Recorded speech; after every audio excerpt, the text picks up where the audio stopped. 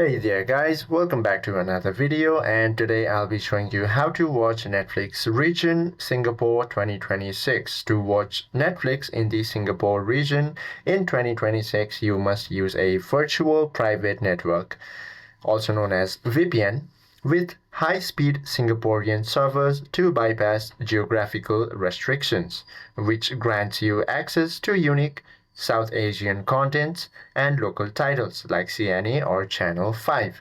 Now, all you have to do is first of all go ahead and open your application.